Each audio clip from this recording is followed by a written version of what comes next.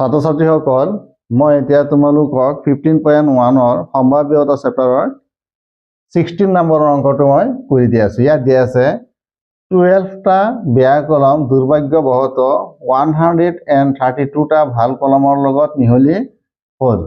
মাত্ৰ চকুৰে চাই এটা কলম ভাল নে বেয়া কোৱাটো সম্ভৱ নহয়। গোটটোৰ পৰা এটা কলম তুলি লোৱা হ'ল। কলমটো ভাল হোৱাৰ সম্ভাৱ্যতা নিৰ্ণয় কৰা।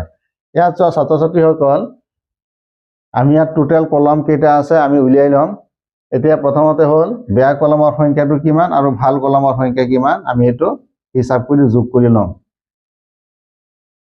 বেয়া কলমৰ সংখ্যা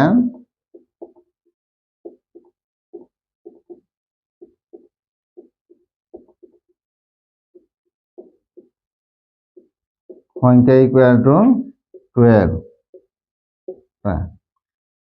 আৰু ভাল কলমৰ সংখ্যা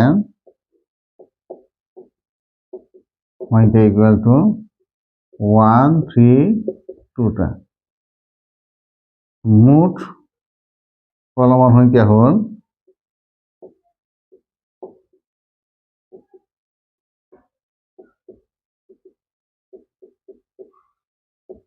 সংখ্যা হ'ল 144টা। এতিয়া আমি টোটেল সংখ্যাটো আমি পাই গ'লো, অৰ্থাৎ মুঠ প্ৰচেষ্টাৰ সংখ্যা হ'ল 144টা বা মুঠ প্ৰচেষ্টাৰ ফলাফল হ'ব 144টা। ইয়াত আছে মুঠ প্ৰচেষ্টাৰ সংখ্যা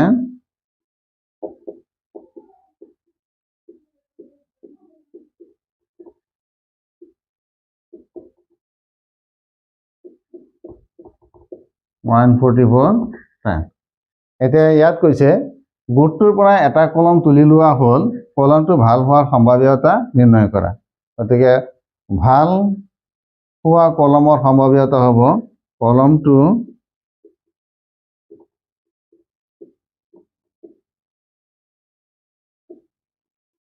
ভাল হোৱাৰ সম্ভাৱ্যতা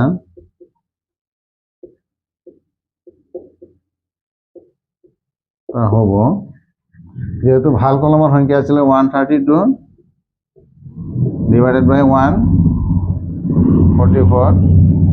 ইয়াত ছাত্ৰ ছাত্ৰীকে প্ৰথমতে মই 2ৰে হৰণ কৰিম।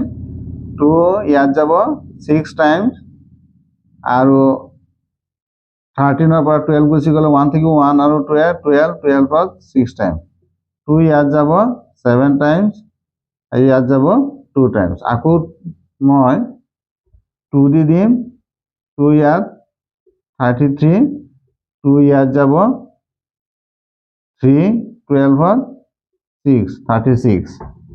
এতিয়া মই আকৌ 3ৰে দিম, 3 ইয়াত 11 টাইমছ, 3 ইয়াত 1 টাইমছ আৰু 2 টাইমছ 12, অৰ্থাৎ আমি ইয়াত আনচাৰটো পাম 11/12, যেহেতু ইয়াত আৰু কটাকটি নাযায়।